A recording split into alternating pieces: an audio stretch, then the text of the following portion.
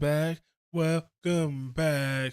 Look, we got a good one today. Stephen A. Smith, Candace Owens, her fear of World War III, Israel, Iran, anti-Semitism, Tucker Carlson, Ted Cruz, which I think Tucker owned them. Trump, more. Will Trump do the right thing? Will he keep us out of this? Make America first.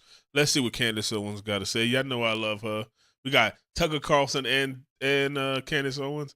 All we need is some PBD and Piers Morgan to be a great goddamn week. No missiles, no American troops. Gone. My guest today is a woman by the name of Candace Owens. Yes, sir. Married with 4 children. Very, very popular, conservative pundit. Has been for years. She's been incredibly controversial along the way in the eyes of a lot of people. She has spoken out against the Me Too movement. She has spoken out against Black Lives Matter. She has spoken out against some people within the conservative community. She definitely has made her voice heard about what she believes as it pertains to the Democratic Party. The list goes on and on. You've heard of Blexit, which she created years ago. You've heard of other things that she has done. She's a best-selling author as well. And she has a very popular podcast that's now eclipsed more than 4 million subscribers. But she's not a fan favorite in the eyes of a lot of people. And in this particular day and age, certainly not anybody from the Jewish community. In light of her comments about Israel, specifically the leadership of Prime Minister Benjamin Netanyahu, she has spoken out fervently and feverishly on many, many occasions. And with this sit-down interview, without much prompting, she certainly didn't hesitate to do so this particular moment in time. Let's go. And as I think about that, I think about all the things that I want to discuss with her. I think about the controversial issues and challenges that she has faced. I think about her views about Christianity, her views about politics, her thoughts on immigration, and how these views has led to her life being threatened. All of these are things that I was looking forward to. Welcome back to the Stephen A. Smith Show. My guest is known for her sharp wit, her candid opinions, as far as I'm concerned. He went in on the niceties. Highly intelligent positions. She hosts the popular YouTube show, Candace. Please welcome back to the show, the one and only Candace Owens. How are you, Candace? How's everything? Everything is good. You know, new baby, so I'm barely sleeping, but it's, of course, a blessing. Well, first of all, you don't look it, so compliment to you. That's number one. Number two, you're just getting back into action. Before I get into some of these questions, because I couldn't wait to talk to you about this stuff. How long have you been out? How much of a break did you take? I took 6 weeks and made a couple of appearances because some stories were just so big that I felt like I needed to respond to them. But other than that, I've just kind of been in baby world. I got you. Well, listen, I really appreciate you taking time out of your schedule, because I definitely wanted to talk to you about a couple of things, and of course yourself, but let's get right into it. I want to have you back on to get your perspective on some trending news headlines. You called the escalation between Israel and Iran a propaganda war. We all know what's been going on between Israel and Iran. We've heard President Trump speak about it. You've been on the record calling it a propaganda war. Explain that, Candace.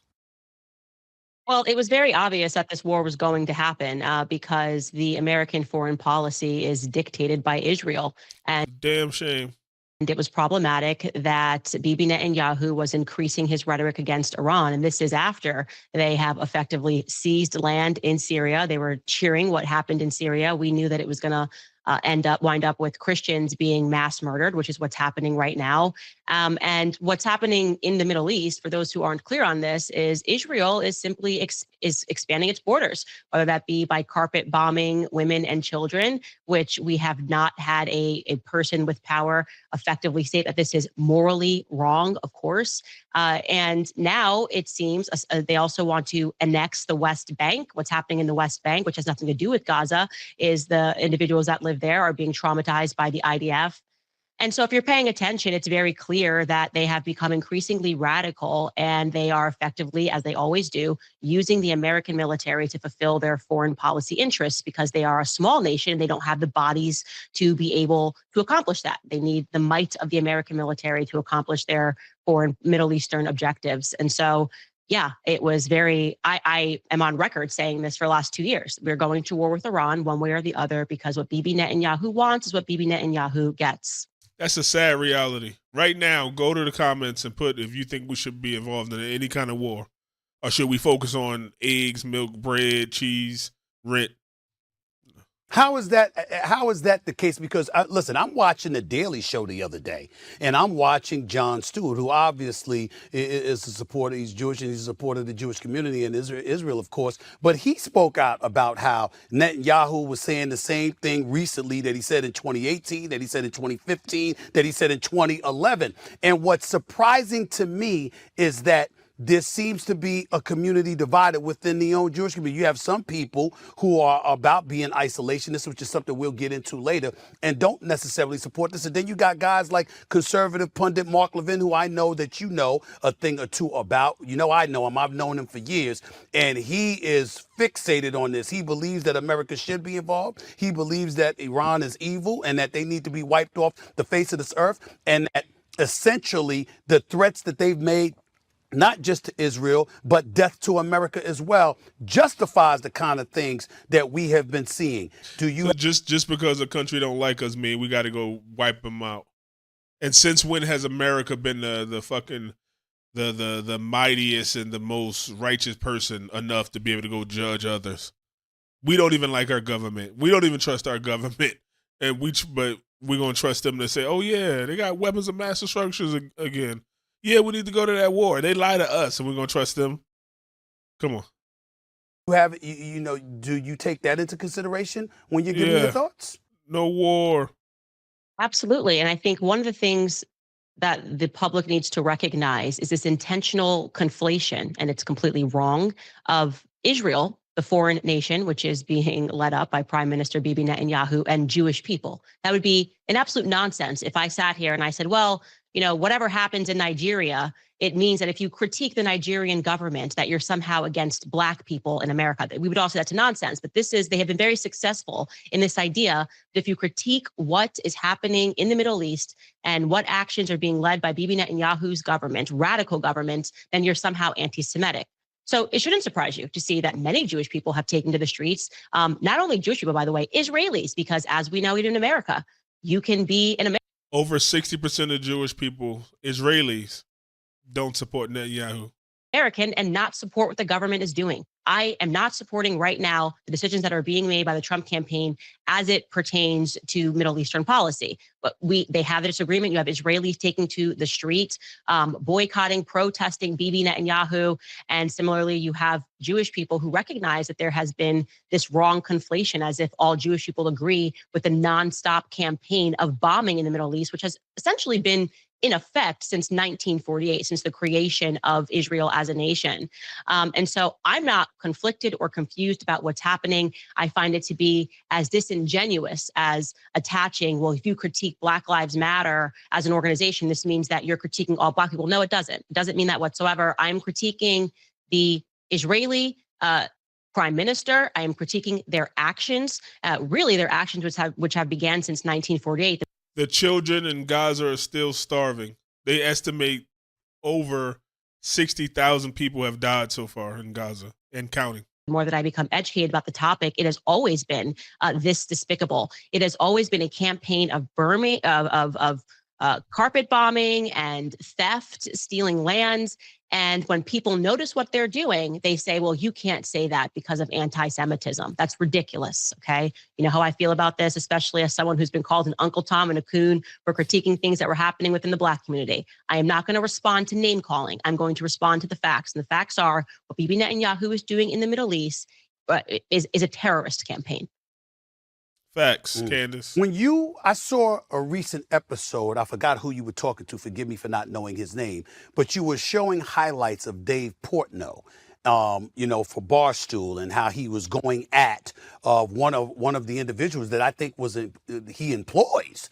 And he went ballistic because of a joke that was being aimed in his direction or what have you. And I don't remember the joke, so I apologize for that. But you were highlighting his reaction because you were pointing out how he could joke about some things, but if you joke about anything at this particular moment in time, it's going to be labeled anti-Semitic. Is that something that you feel fervently about, that you feel adamant about, in terms of you just can't say anything is such a lopsided thing? Because when I think about the Jewish community, of course, I'm looking at some of the things that are transpiring. I don't like it one bit. In the same breath, I'm thinking about October 7th from a couple of years ago when they were attacked and people were kidnapped, people were killed, et cetera, et cetera. And the retaliation on their part was predictable and in the eyes of a lot of people, understandable. That's where I come from with it. 60,000 people dead is more than fucking even. That's where you Where draw the are line. you coming from with it when I use a Portnoy example or others as you allude to anti-Semitism, which is obviously a grave concern for the Jewish community at this particular moment in time? First and foremost, I can think of nothing more anti-Semitic than 2 years of bombing the Palestinians, who are a Semitic people. That's another thing. They just decided they're the only Semitic people, which is absolutely absurd and it's erroneous. But further to your point, there was this media effort, and we've all seen over the last 2 years, there's been this increasing slur of anti-Semitism everywhere. Like, people who have been in the public space forever and have never been accused of being anti-Semites are now being accused of being anti-Semites, me being one of them. I worked for 2 Jewish organizations before I was suddenly being accused of being anti-Semitic. So sometimes on its face, you have to ask yourself a question. And again, I will use the example of BLM, where suddenly it seemed like everyone was being accused of racism to the point that it was becoming a parody. Like, someone would braid their hair and they'd be like, cancel this girl because this is appropriation. When you start to see that increase, and what people are actually trying to do is control speech, right? This guy said, I think it's okay if someone jokes at you and calls you Rabbi Dave Portnoy, you should be able to take a joke, right? Welcome to the internet. Everyone's called different things. And he has a meltdown and asks him, Dave Portnoy says, how many Jews have to die before you stop joking? That's an emotional manipulation tactic, okay? Nobody dies from a joke, okay? Nobody dies if somebody tweets at Dave Portnoy, hey, you're Rabbi Dave Portnoy now, as they're critiquing you. And you only do that, you only start to come in on speech and to demand all these rules and these cancellations when you have something to hide, when you are wrong, okay? Because when you're winning on the basis of your ideas, when you're winning on the basis of the argument, you don't ask for more censorship. I want the debate. When I know I'm right about something, I'm not going censor the wrong guy. I'm like, platform the wrong guy, get me across from him so I can embarrass him. So we knew this was coming on the basis of this increase of smearing people as anti-Semites for asking rational questions. Like, why don't you let journalists inside of Gaza? You see Iran's bombing Israel back, retaliatory. And I seen a bunch of stuff so far. I didn't even watch it, but I seen a bunch of stuff inside Tel Aviv, inside this. We're watching it, but we can't. Journalists aren't allowed inside Gaza to see the people and see what they think and to show us that they're starving. They don't want that to happen though, but we see they're suffering. And so I'm not surprised that we've arrived at this point. And it's messed up because they do have suffering, but it's like your suffering isn't greater than anyone else's. That's why it's just, let's stop it. Well, where I would push back on that, Candace, is that's you. You're highly intellectual, very, very articulate, very researched, exceptional at defending your points, etc. And so that could give you the, I don't want to say the motivation, but the ability to be calm and collective in articulating a point of view to refute something somebody else is throwing at you. But if you're a Dave Portnoy, just to use this example, and you're a Jewish individual who emphatically believes that there's anti-Semitism raving through this country, if not this world, at this particular moment in time, you can't understand why he would react. And I'm not saying he should have gone as far as he did, but can you understand where he's coming from when he's passionate about it? Because to me, it's coupled with a fear that the Jewish community is feeling at this particular moment in time because of what they're doing. And to use your word, you know what they've caused? It's some people on the right that say, oh, you're anti-Semitic. There's anti-Semitism. Some of the same people will say, oh, no, there's no such thing as racism. So people can be hated because of their religion or ethnic background, but their color, no. It don't make sense. Instead of saying, yeah, there's some people that's anti-Semitic. Yeah, there's some people who are racist, but it don't matter. Like, as long as they don't stop you from doing nothing, put their hands on you, who cares? it's because of the action of their own government in Israel. I can't understand it, not even Okay. And nothing is more obnoxious than having somebody as successful, a multimillionaire who probably doesn't even touch his own door handles, pretending that he's just so terrified and he can't go outside. That's a nonsense. Okay.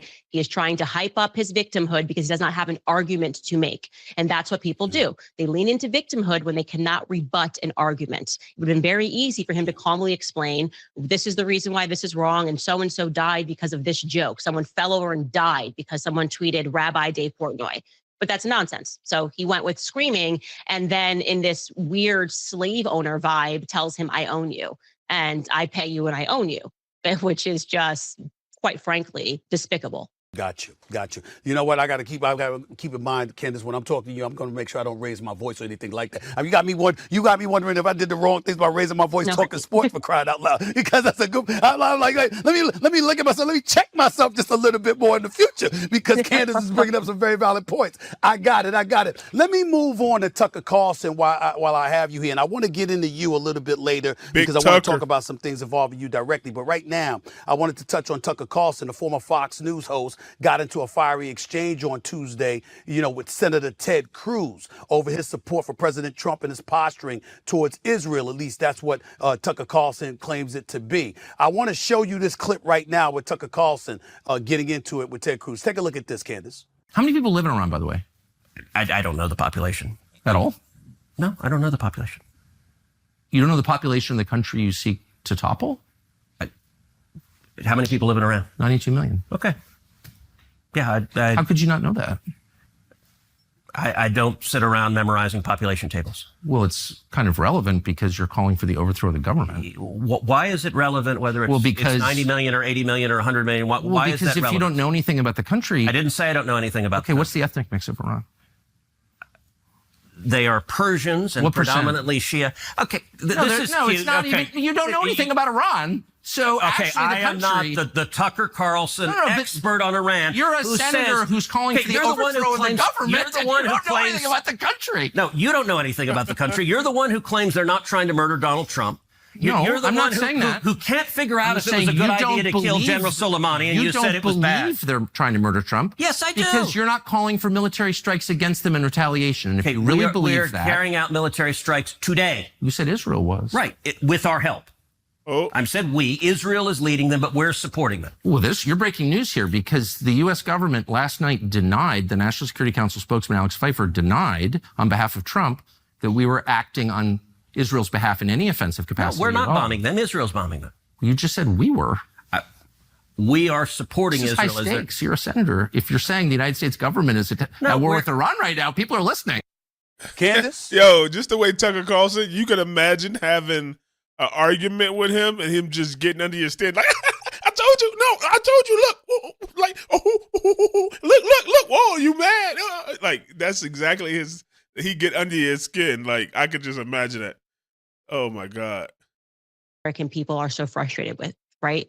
You have a person who is keen to go to war with Iran, and he is suggesting that it is, I guess, a form of trickery to ask him, what is the population of Iran?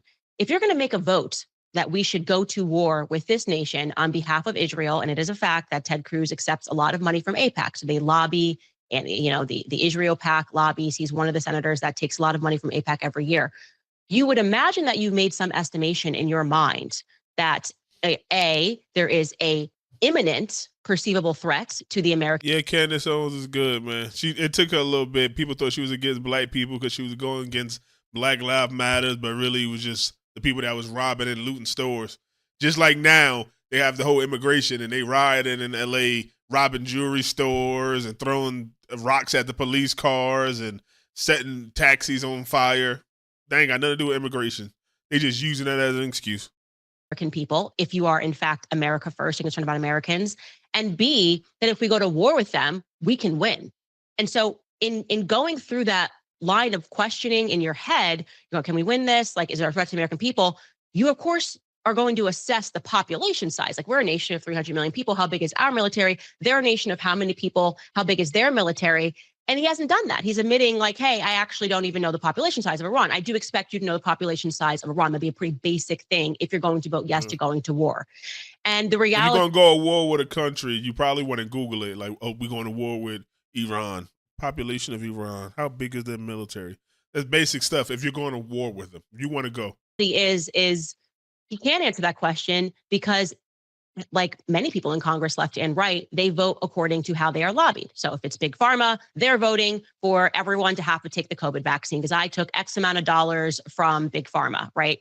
Or I took X amount of dollars from this pharmaceutical company. If it's big war and you're dealing with the nonstop war, there's always been a threat in the Middle East, right?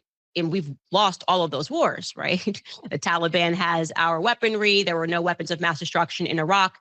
Generation 9/11 has grown up. We are demanding that all of you be able to answer some basic questions and to explain why a threat, which Tulsi Gabbard, the director of national intelligence, 8 weeks ago, sat down in a congressional hearing and testified that there was no nuclear threat 8 weeks ago.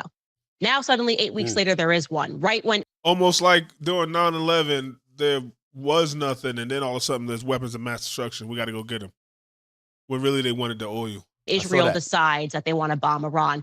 It's a nonsense. And I am tired of being gaslit by our politicians to pretend that we don't understand and can't perceive the threats. The threat, actually, frankly, is Israel, because we go to war and it only benefits them. You know, you sound very, very disgusted. I'm wondering where the word fear comes into play. I believe I read, or doing my research, I was told that you feel you needed security. Obviously, some of the things that you say are incredibly polarizing, particularly in this day and age right now. Whether it should be or not is for somebody else to conclude. I'm just telling you what they're saying. When you take that into consideration right now, as you look at your life, you just was on maternity leave, you got 4 kids, you're happily married, etc. How comfortable is life for Candace Owens right now, or lack thereof, dare I say? Well, I want to be honest. I have tremendous fear of God. And that's why you have to tell the truth, right? If you declare Christ's kingship and you truly are a Christian, then your number one fear is of God, because this is not it. We get 80 years in this life, and then we're in the next. And so when you see these people who pretend to be Christians and they look at what Israel is doing, they look at the nonstop campaign of starvation. You can look at the videos of them bombing children, the children crying, shooting children as they try to run for food, and you pretend to declare Christ's kingship, and yet what you're actually fearful of is saying that that's wrong because you don't want to be canceled, because you don't want to lose your job, because you don't want people to call you an anti-Semite. I question your sincerity is what I would say. I don't sit in the seat of judgment, but what I say to people is you are going to one day meet your maker. So you better start doing the right thing, which is to tell the truth unapologetically. And I want, in terms of my family, I want my children to inherit that from me, to be passionate for the truth, which is to be passionate for Christ, right? That is what Christ is. Christ is the truth. You have to follow Christ at all times. And I've made my position very clear on this. Who are you saying is pretending to be Christian, just for clarification? Because you alluded to well, people the argument that has been made by people, and Tucker Carlson just released further parts of this interview with Ted Cruz, and he says, why should we follow Israel? And he says, well, the Bible says that if I, bless Israel, then I will be blessed. That is what Ted Cruz says to Tucker Carlson about why we should be following. That's why they want to send us to war, because their Bible says if you bless Israel. That's simple. Are you kidding me? Following them into this war. And Tucker Carlson, who's a Christian, pushes back on that. He's like, well, let's get into the theology of this. You think that you are going to be blessed, and I'm filling in the blanks here, but essentially what Ted Cruz is offering is that you will be blessed if you allow this nation, which was created in 1948, that Genesis is referring to, this modern nation of Israel, all right, to bomb, starve, kill, take land whenever they want, blackmail our politicians, Jeffrey Epstein, a lot of questions about who shot JFK and why we couldn't get those files. You're going to be blessed if you keep supporting this. And that is the reality, is that there was this incursion after the Schofield Bible. And this is what I really challenge people who believe this heresy, to look into the history of the Schofield Bible, look into who funded that Bible to teach Christians how to view the nation of Israel. The Bible is not referring to the modern state of Israel and Bibi Netanyahu. God is not calling upon you to support the slaughter of women and children perpetually, and is going to award you with heaven because kids are crying and starving and dying in the Middle East. I mean, you do have to have, if you don't have religious fervor or religious understanding, please just have a little bit of common sense, okay? God does not support the nonstop murder of innocent lives. That's just like Christian. These people call themselves Christians are calling for the mass slaughter of a Muslim nation. Christianity 101. Back to you. Have you heightened your security? I asked you that question because I heard that you've spoken about that. I'm just asking. I don't know. Interested in it. Have you? Let's be frank. I have not heightened my security, to answer your question. And the reason for that is because I understand what kind of demons we're fighting. And I put my faith in the Lord. You know, my protection is prayer. And I try to live my life very honestly and let people know what's going on in the background. Obviously, I don't know if you saw this, but while I was on maternity leave, the FBI called me. There was a group chat with 40 Jews in New Jersey plotting my assassination. I did not see that. Really happened. Yeah. They had 40 Jews in Jersey. Some mafia hitman stuff. Oh man, Candace, watch out. A man was arrested, and by the way, the irony of this is we are told, because he was upset that I'm speaking against the state of Israel, we are told that in Iran we have to invade because they're religious fanatics, right? Well, look at what we're dealing with. People that believe that this state has the right, God has blessed them with the right to murder and kill people. And we also have their supporters now trying to kill Candace Owens. That's a fact. You can go look this up. The FBI, Candace Owens, the guy who's been arrested. By the way, he pled guilty. This wasn't like he got caught up in some plot. He pled guilty to trying to murder Candace Owens. Yeah, I think that really does say it all. We are in quite a paradox here. Hold that thought, Candace. Hold that thought. I got more to ask you, but not before I pay these bills. Back with more in a minute. Of MAGA, and you were saying it's counter to what we're witnessing today. So on one side, you might see a conservative commentator like a Mark Levin. You might see a Ted Cruz. You might see folks like that. And you look at Donald Trump and some of the things the president is doing in this day and age, and you juxtapose that to a Steve Bannon, a Tucker Carlson, even Marjorie Taylor Greene. She spoke about this as well. You seem to be on that side. And just to make sure that I'm clear with what I'm talking about, this is a quote, there's a tweet from Marjorie Taylor Greene on X. Tucker Carlson is one of my favorite people. He fiercely loves his wife, children, and our country. Since being fired by the neocon network Fox News, he has more popularity and viewers than ever before. He unapologetically believes the same things I do, that if we don't fight for our country and our own people, then we will no longer have a country for our children and our grandchildren. And foreign wars / intervention / regime change put America last. America first. Kill innocent people are making us broke and will ultimately lead to our destruction. That's not kooky. That's what millions of Americans voted for. It's what we believe is America first. How do you feel about what Marjorie Taylor Greene tweeted there on X? Do you completely agree with her? Is there anything that you disagree with? Well, let's be clear. Right now, the people applauding Donald Trump are Meghan McCain, Ted Cruz. Ted Cruz ran against Donald Trump, and John McCain, with his dying breath, was a never-Trumper, with his dying breath. And I remember Meghan McCain standing at his funeral saying, this country was always great. It never needed to be made great again, to take a stab at Trump, even as she was giving words for her father, which is remarkable, right? So if Trump is aligning himself with the people that didn't support him, and the people that did support him are saying what he's doing is wrong, that doesn't mean that MAGA betrayed Trump. That means that Trump is betraying MAGA, okay? MAGA is a term, make America great again. And it was because the American people felt like our country was in a steep decline while we were being told. And if a part of being MAGA, making America first again, is calling the truth. We told the truth about fucking Biden, that he had dementia, couldn't probably tie his shoestrings, how they went past the democratic process and just gave us Kamala Harris. They ain't put a bunch of people up and say, oh, these are your 4 choices. And then people pick Kamala. They're like, hey, take it or leave it. And then Obama and them came out and said, oh, take it or leave it. we believed in Trump when he said, "Oh, I'm different. I don't want wars. I'm not a politician. I'm a businessman. I'm gonna do it." Well, war ain't good for business, and that's what we're saying Trump better do. Otherwise, we're gonna be talking about him too. He ain't exempt. That we had to build up every other country with programs. We had to spread democracy in the Middle East. That's been a remarkable failure. And at the same time, our veterans are coming home and they're being treated like crap. We talked about the farmers. We talked about the ranchers. That was the vision that Donald Trump painted that made me get behind him. And I took a lot of bullets for that. A lot of bullets for that, especially as a Black person who's not allowed to vote Republican. And I don't regret voting for him in 2020 and voting for him and telling people to vote for him, because I truly believe he was the better candidate. And I still don't regret voting for him against Kamala Harris, because I still believe he was the better candidate. But this is a betrayal. Facts. Plain and simple. There's no other way to say that. And I believe what's motivating that is he took $100 million from Miriam Adelson. And these people, you're talking about Mark Levin, they are Israel first, okay?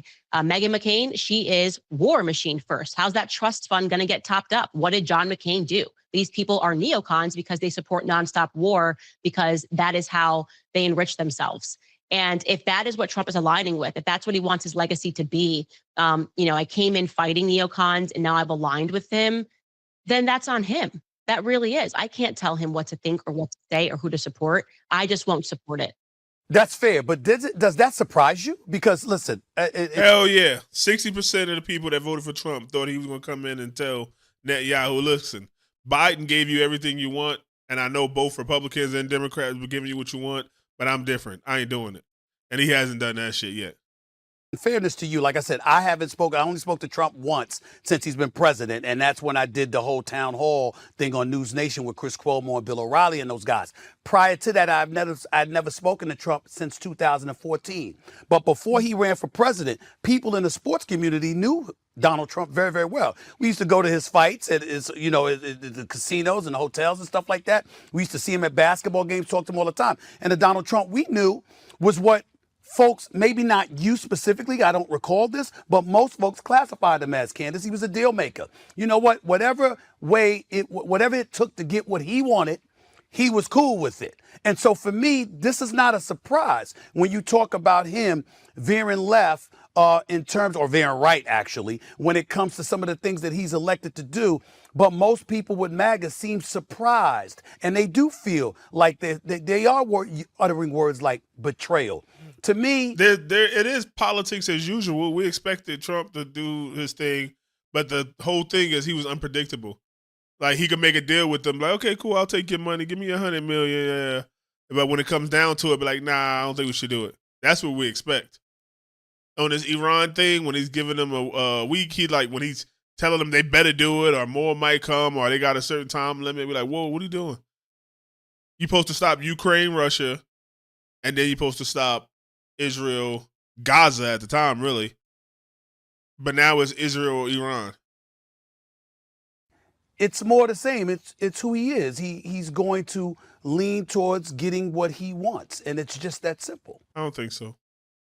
Okay, that's a fair assessment. I would say why we're surprised is because we had him in office for 4 years, and he wasn't a warmonger. He wasn't aligned with the neocons. He was fighting them tooth and nail the first 4 years that he was in office. And it seemed to us that and I think anybody would agree, the country was getting better. I mean, I think that's why he increased his margins in voting. If you look at the demographics, more Black men, more Black women voted for him this second time around when he got into office.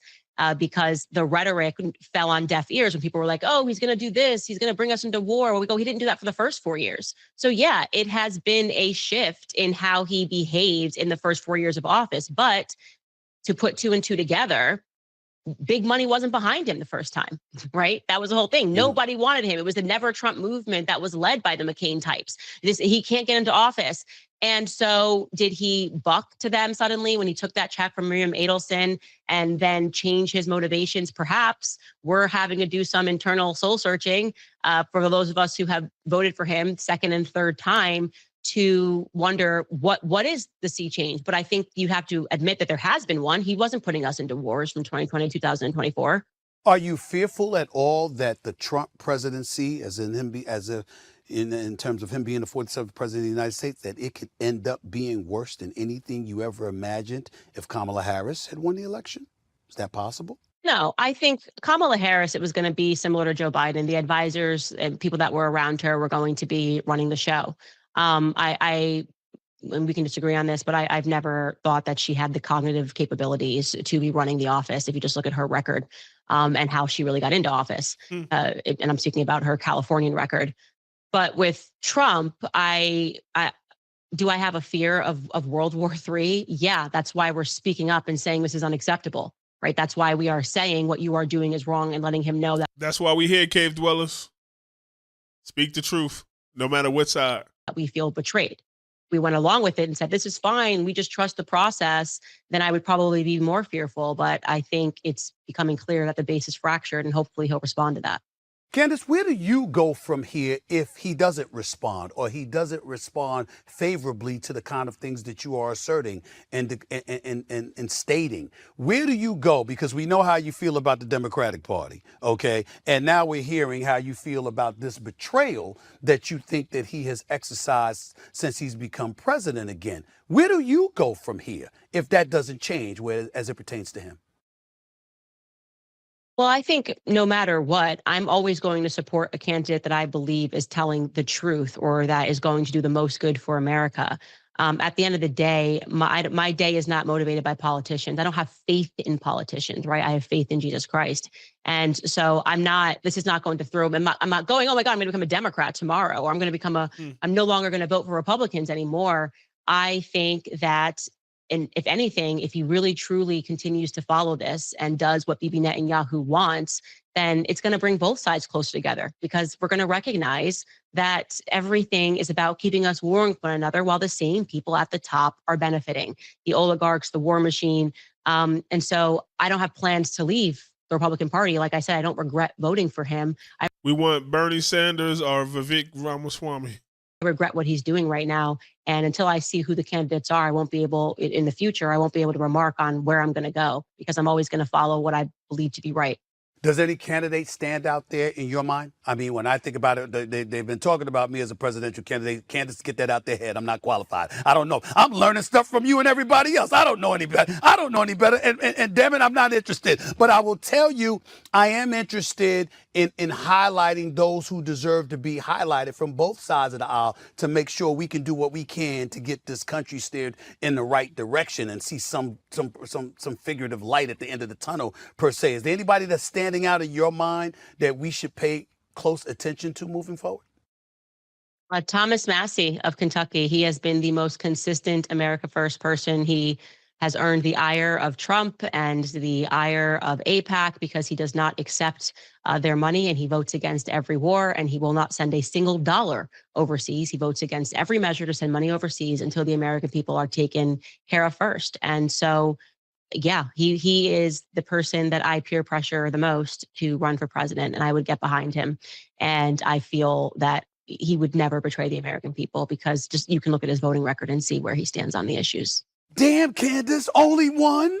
I asked you had some names, and you gave me one name. So I'm going like this. That's a bad state of affairs. As much as you know about politics, as much as you follow this stuff, if I ask you an open-ended question like that and you only give me one name, I got a reason to be really, really nervous. So no, I'm not impressed with politicians on the left or the right at the moment, at varying degrees. They betray us more than others, but there's no one that I find to be impressive right now. That's crazy. We just got to accept that they're going to lie to us. We're just looking for the ones that don't lie to us a lot about important stuff. Look what we have. Look what we got in America. And we think we can tell somebody else's regime that they need to go or destroy them. And maybe there's some people that I'm missing, and I'm sure I am, that are that sit outside of DC. Right. But in terms of people that are in DC, Thomas Massie is the first name that comes to mind. I think, listen, it's not to me, I don't have a problem with America first. I do have a problem with America only, because I don't want to be a nationalist to the point that I forget the global perspective, because obviously we do business across the world. When I think about Israel, I'm saying to myself, that's supposed to be the lone democracy in the Middle East. No, it's America first. It's America only, like, in terms of war. Like, we're not going to war because your politicians want to. If we decide to, then that's fine for our reasons. But because you want to, and you got a problem. Because if Iran had nukes right now, they couldn't get here. We got a whole ocean in between us. We'd shoot down their missile and then we'd destroy them. But because Israel want to start something and spread their empire, no, that's what we mean by America first. Not America only. We got to help Israel. They're in such danger. They're in danger because they want to start shit.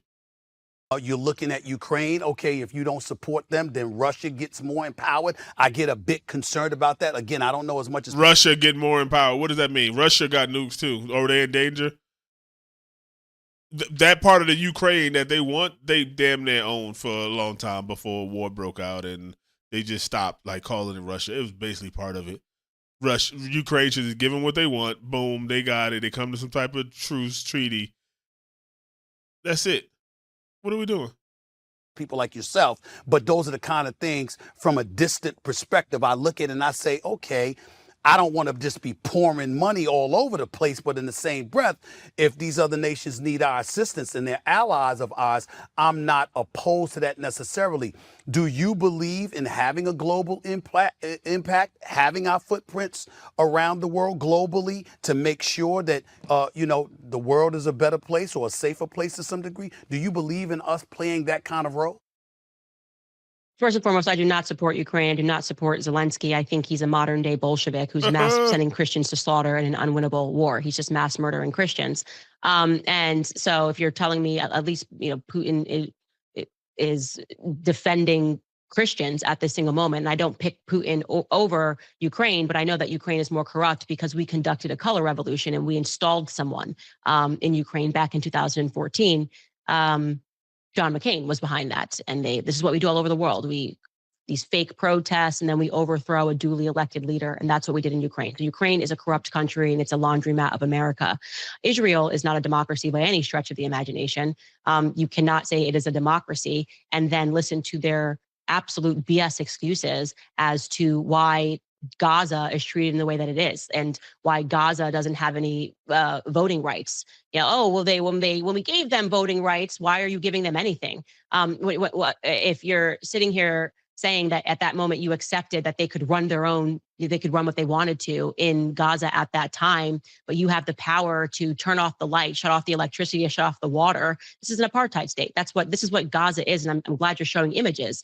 They have been treating these people basically just above the poverty line, not allowing too much food into Gaza for a very long time.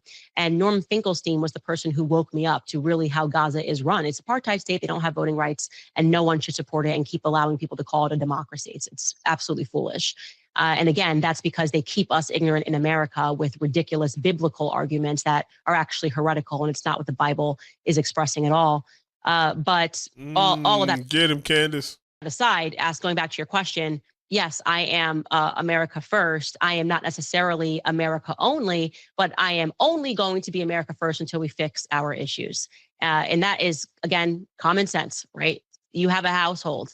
If you got to feed your kids. If I said, hey, Steven, actually don't feed your kids, and I'm going to need you to feed the neighbor's kids. I'm going to need you to feed my kids, some people over that you don't even know out in Utah first, while your kids are starving, you would go, that makes no sense. Doesn't make any sense. Of course, I'm going to make sure my kids are fed first.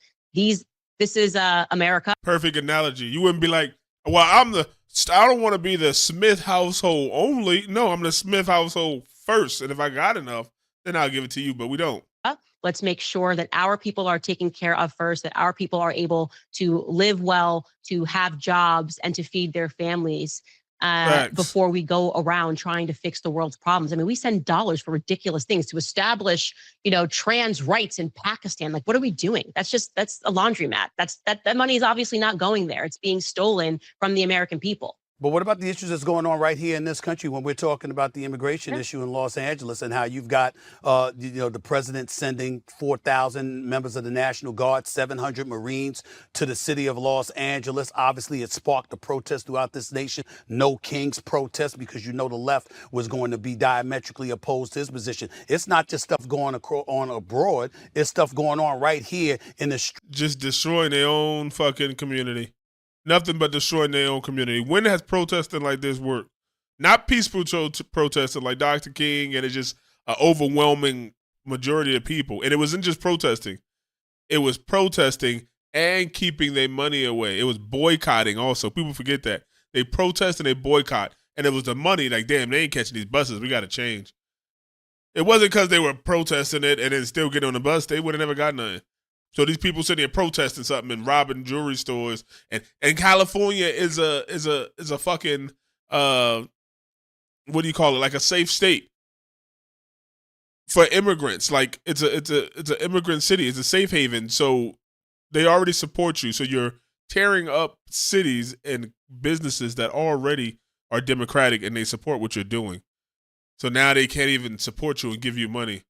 Like, immigrants are safe. It's not like they were in Texas somewhere or Arizona, like, oh, immigrants aren't safe here. We need to protest. They went to a place where the Governor Newsom, and the mayor and everybody else supports illegal immigrants and decided to tear the fucking place up. How does that make sense? Streets of America. What do you say about that? Because like you said, fixing our own house obviously should be a priority in your eyes. I don't disagree with you there. But what do you have to say about that? What's been going on in L.A.? Obviously, it is the job of the federal government when you have an incursion, as we did during Biden's administration, of millions of people coming across the border, to get those people out of the country. Who does that hurt? It hurts us, obviously, when all of these people are unaccounted for in our country and playing a part in the economy while they're not paying taxes. That's ridiculous. You got to go home. There was a legal way to get into this country. I know, because I married an immigrant, and it took us 7 years. Okay, 7 years for my husband to go through the process to become a legal American. So I am especially insulted when these people pretend that there's just no way to do this. It's a long process. It's a hard process, but you can do that. And you're not going to tell me that all of these people need to stay in a country that they've been in for less than 4 years, especially the newcomers under Biden's like very open border policy. Americans suffer when people are in this country unaccounted for. Sorry, adios, amigos. You got to go home. I don't care at all. You got to follow the rules. I'm not going to feel bad for you because you broke the law and got away with it while there was a different She did too much. Adios, amigos. President. And to the extent that you're going to have individual states saying, oh, no, we're going to allow people to break the law. And yet everyone in the entire Tennessee, whether you're in Texas, Tennessee, we all have to pay for it. That's ridiculous. That's absolutely, we are going to all have to pay for it. Why should I have to go to work to pay for people that broke into this country? So I don't understand it. But going back to your question, of course, this should be addressed first, right? These are uprisings that are taking place in America. These are issues and debates that need to be had and won in America. And that is another reason why we should not be having discussions about what Israel is doing. They're always doing the same thing. They're bombing innocent people and claiming that they have a right to do it. Ooh. Please don't tell me your feelings about what you just described going on in L.A. in terms of the immigration issue. You don't feel that way about the children, do you? Children, I mean, it doesn't matter if it's to say that the argument is that why he's saying it like that? I don't like the way he put that question. Don't tell me you say the same thing about the children, right? That's crazy the way he child is allowed to break the law. Let me tell you why that's really wrong. They say this is like the separation argument. You're going to separate them from their parents. No, first off, everyone should go home together. You should take your child and you should go back to Mexico. The second thing that I want to say about how ridiculous that is we would never have the argument that if, let's use an example of a black man commits a crime in America, you know, let's say he shot someone and now he's got to go to prison. We wouldn't say, please tell me that you've considered, Judge, that, yeah, he shot someone. Yeah, he broke the law, but he has a child. So please don't imprison him. Please allow him to be released back onto the streets. No. You would never say that. You break the law, whether you're black, white, Hispanic, coming from another country, there has to be a consequence for that. And we understand that. Just brought that up the other day. On a molecular level. Of course, you're going to be separated from your child and go to prison if you break the law. It's the exact same thing here. Your children and you should not be separated, should all have to go home. When your parent breaks the law, unfortunately, the children have to suffer the consequences of that. Sometimes daddy has to go to jail. Sometimes daddy has to go back to Mexico. You're very, very popular. You don't need my help in being even more popular, but you're going to get it anyway, because anybody that I bring on from now on that has an opposition to anything you said, I'm going to play your clips, Candace. I'm going to play your clips for them to see. I'm going to say, hey, did you see what she said? What's your response? I'm just letting you know in advance. I'm going to be like, look, did you hear what she said? Just so you know, because I want you to know there's folks out there that think like this. They feel this way and they're making very valid points. I just want y'all to know that. But why he acting like he don't feel that way though? I don't like that. Why he acting like he don't feel it? Some people. Listen, before I let you get on out of here, and I really appreciate your time, I know I got to let you go. I had to get back to Tucker Carlson because of the War Room podcast. He had told host Steve Bannon this about his former employer, Fox News. Check this out, Candace. That's not by popular acclaim. That's not like their viewer surveys. Like, we need a lot more Mark Levin. Less Jesse Waters, more Mark Levin. Mark Levin! What they're doing is what they always do, which is just turning up the propaganda hose to full blast and just trying to, knock elderly Fox viewers off their feet and make them submit to a new war. This is where Here's my problem The doo-doo face. with Tucker Carlson on this one, Candace. I heard none of that when he was at Fox News. None of it. None of it. Now I'm hearing this from him. Now that's my only issue. What do you have to say about what you weren't watching Tucker before he got fired. There's a reason he got fired. Wow. Tucker was standing up to the war machine. He was standing up to Ukraine. That is the literal reason why Fox News got rid of Tucker. He was anti-war. And he has, by the way, admitted, and we are all subject to changing our opinions. In the past, when he was on CNN, actually, I think he was very pro-Iraq war. And how wrong he was on the Iraq war, and he believed in the weapons of mass destruction, was that provided a turning point for him to be anti-war when he realizes that actually this is a machine. And so while he was at Fox News, he's covered a ton of things. But when it came down to a new war, Tucker was bringing in people online to talk about why we absolutely should not be going to war with Ukraine. And it became problematic for the execs because just what he's saying, they appealed to a market of people who believe that there's a threat around the corner, elderly people who need to believe that nukes are going to be dropped on them because they grew up in a generation where there was a nuclear threat with Cuba. And Tucker Carlson was not serving them, so he had to go. Last question to you, and again. And you got to think, both Candace and Tucker both were kind of on the right because they were they were seen as being against the Democrats and everything they did. And they kind of liked that spotlight. But then they, for different reasons, they both got into kind of a little argument, a little tuffles with the right too. And then they got ousted by them and they said, oh shit. So I've been going at the left and the right like this too. So I'm gonna just be in the middle. So they both had to go through something. But here in the cave, we don't got to go through nothing. I ain't on either side. I learned from them. I seen them too. I see them all and we in the middle. The truth usually lies in the middle. We look at both sides here. That's all we do. I ain't got to go through nothing and be like, oh, the Republicans betrayed me. Nah, the Democrats bad right now. They're worse than the Republicans, and the Republicans still bad. And when it change, I'll call them on that bullshit. Thank you for your time. I know you got to go. I got to ask you this question.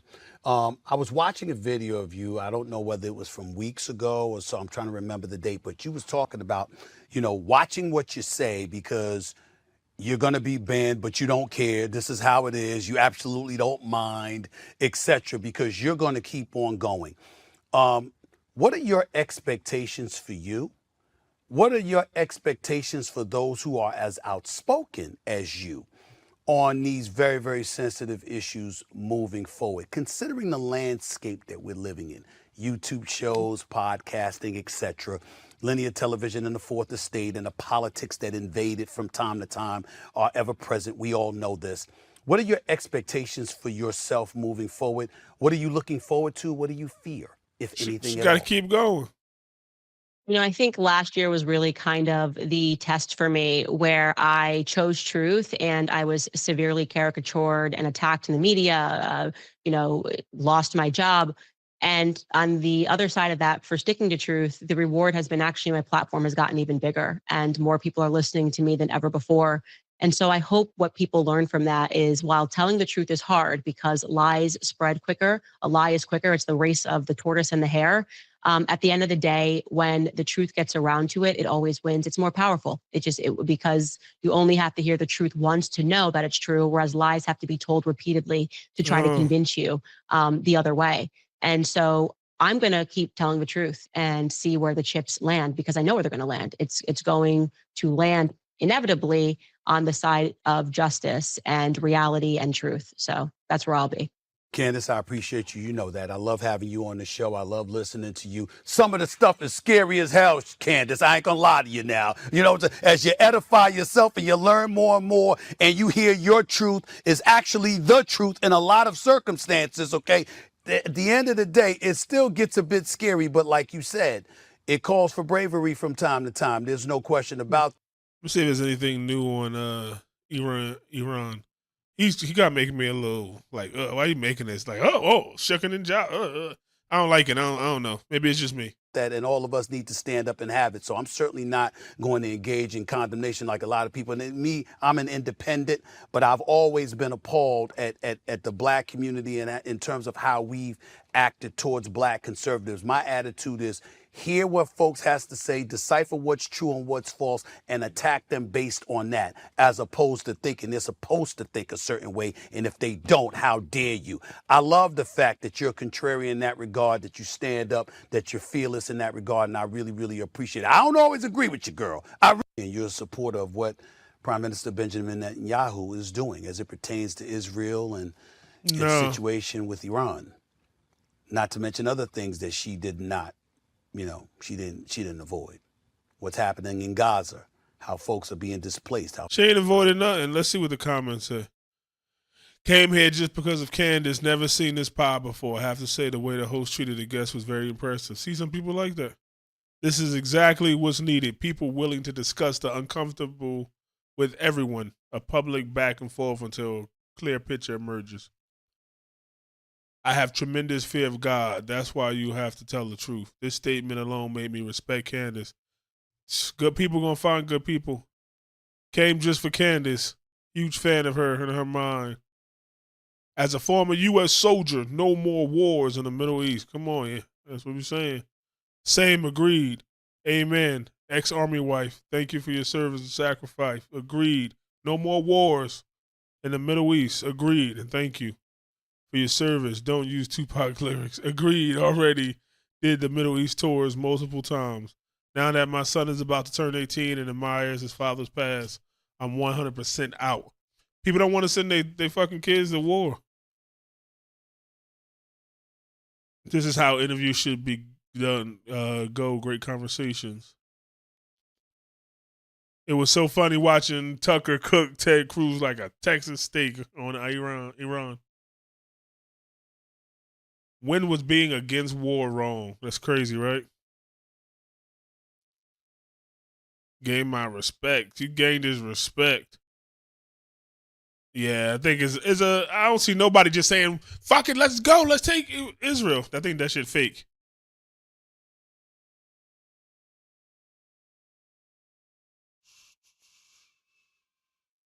It should be America first and America only. I can't afford to support my neighbors when my own family is suffering. Yeah. So imagine when the stock market tank, everything. We all fucking working. Forget IT. We all going back to the metal shops because now everybody are at war. Let me see what this is 2 hours ago. I just want to take a look at this. Israeli Prime Minister Benjamin Netanyahu says Israel can hit all of Iran's nuclear sites, including Fordow, without help from the United States. Hey, there you go. Look at this war criminal. Look at him. Just look at him. President Trump will do what's best for America. I trust his judgment. He's a tremendous friend, a tremendous world leader, a tremendous friend of Israel and the Jewish people. And we will do what we have to do, and we are doing it. We are committed to destroying the nuclear threat, the threat of a nuclear annihilation against Israel. We're able to do it. And we, of course, will make our own determination.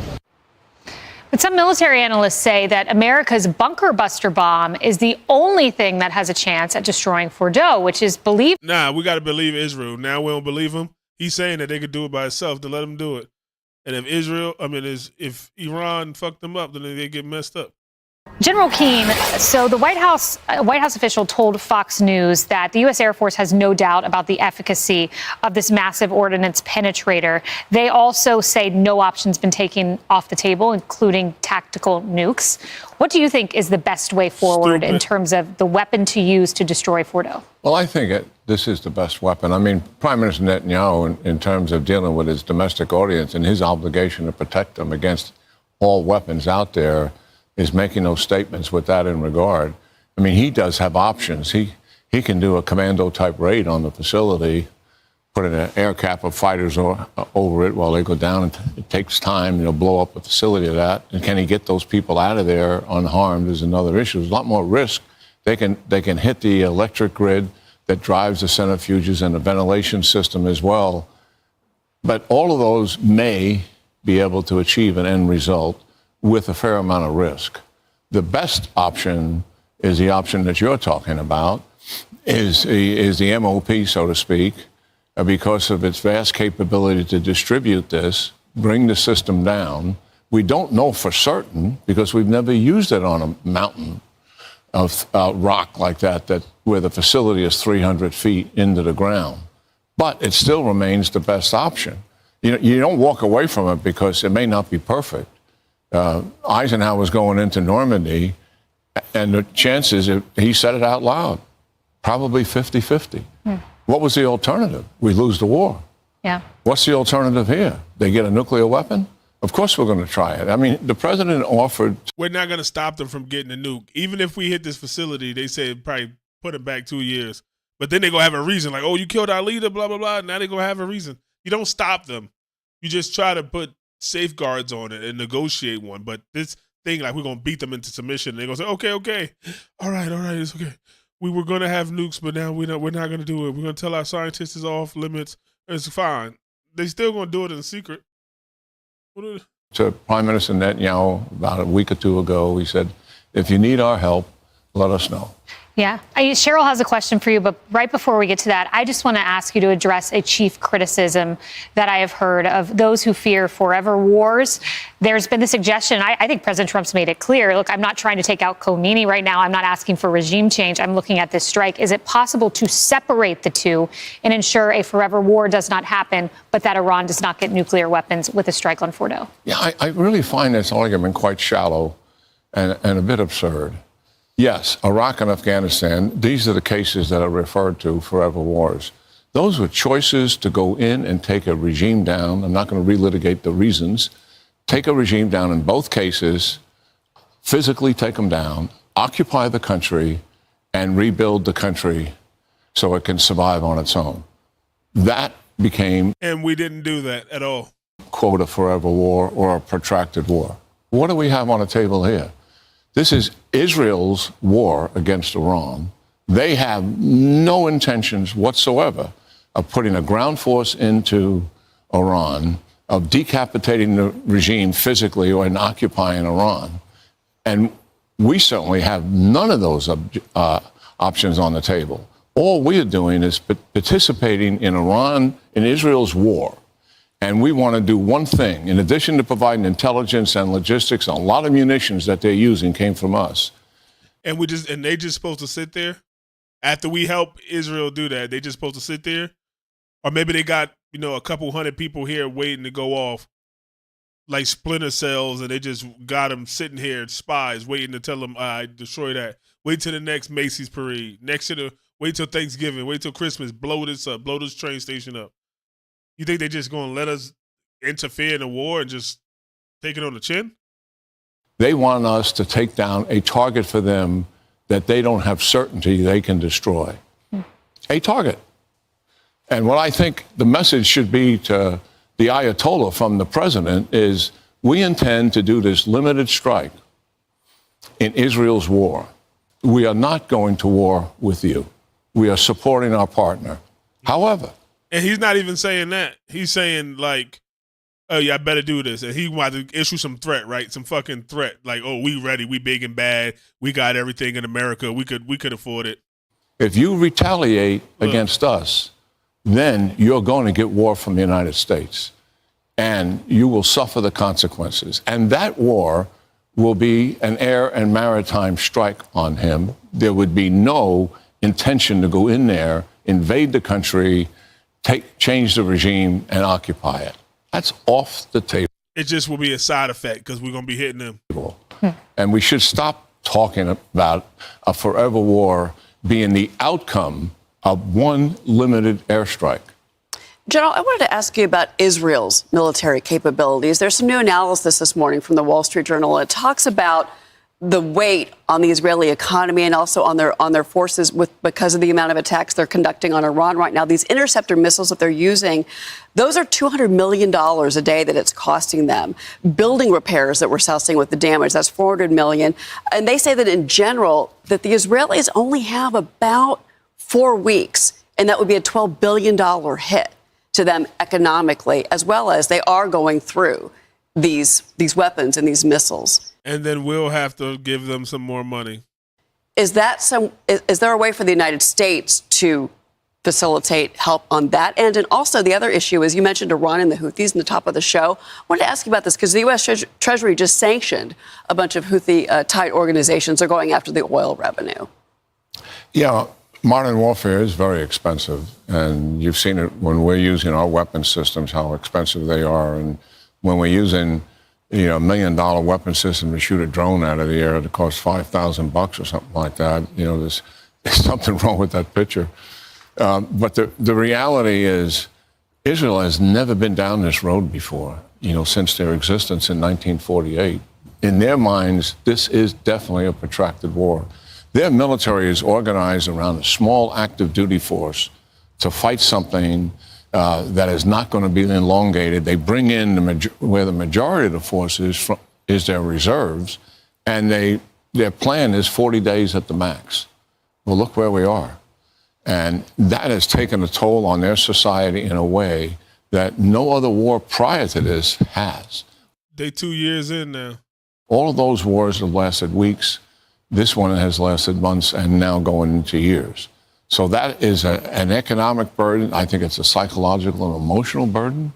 I think the fact that the hostages, given the numbers they took and the length of time that they're still in captivity, has captured the nation quite seriously in terms of their compassion for what has taken place. Remember the one soldier that they held for over a year, and the whole nation was involved in getting that soldier back. They were all committed to it. Look, I'm taking a look at the comments because this is the same thing. You always got the one guy at Fox who's just a war fucking hog. On that other show, Garfield, they got the Tyrus dude. It's just always one, that dude. I don't know. This man is so intelligent and analytical. It breaks down everything perfectly not the way college students see it, I guess. Yep, the always for warmongering, old fool. Go ahead, Israel, without America. Good God is with you. We America love and respect Israel and all Israelis. We do, but we don't want to go to war. Good God, General Kane, tell them the difference between creating a government and fighting a war. Kane is a brilliant man. Yeah, he could be a brilliant man. Forever war in this situation is very silly. They don't know anything. It's a forever war because they will forever fucking target us. There will be more 9/11 type events. You're just thinking about now.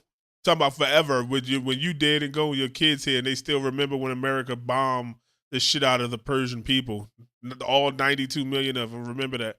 When people get hit, as they always do. When you take somebody, brother, aunt, niece, father, son, friend, neighbor, when you taking them off the street because you hit a building or a site, a military site, like there's just some robots there. If you hit a military site, that's their regular people. Just like if you hit a military site here, you hit some Marines or some soldiers, those are people, family. It's not just some fucking make some fairyland. Like a military site mean people are getting killed, humans that people care about. So that is a forever war. When they got the Houthis and Hezbollah and all these other people, you don't think they're going to come for American interests in other places? You won't be able to, you could be, oh, I'm rich and I'm a football player, basketball player, I got millions of dollars, I'm a business owner, but you can't go nowhere because Americans on restriction throughout half the fucking globe because terrorist organizations got the green light on Americans everywhere. And at the same time, you can't even go to Mexico right down the street. I can go to Cancun now because cartel gonna have a fucking green light on you too because the immigration stuff. Nah. Oh, I'm gonna go to Asia. Okay, yeah, but they're gonna have all these tariffs now. They're gonna be looking at Americans all crazy and shit. You just can't take what you want. Like, we try it. It's never been good. The regime changes has never been good, and it's gonna happen. Like, what do you think happens if we sit there and take away all the weapons? Either we gonna change it or another group gonna be like, oh, they weak right now. They getting bombed. Let's go take control. What if one of the terrorist group, Hezbollah, go in Iran and be like, oh, you know what? Fuck being the leader of a terrorist organization. Let's go take over. Let's go. Yeah, we already, most of the generals out. We could take over the military. Let's just go in. Come on, let's focus on the milk, eggs, cereal, bread, and all gas. Let's focus on that in America. Let's stop it. President Trump, call for them to stop and tell Netanyahu, look, stop. This isn't enough. You got 60,000 people dead in Gaza, kids starving. Let's fix this. Let's get some aid in there. We're not going to another war. We'll make some type of agreement when we monitor theirs and we monitor y'all's, and we come on. We say what they can do and what they cannot do. And then now if they fuck up because we telling them, now we'll put something on them. But you going to listen and you're going to listen. That's it. No disrespect, Israel. You can do whatever you wanted to. But look, we ain't going to keep helping you or giving you money. That's it, point blank range. Let me know what y'all think, Cave Dwellers. If you make it this far, like, share, subscribe, all that. We'll be back on soon. Let me know what y'all think. America first, America only.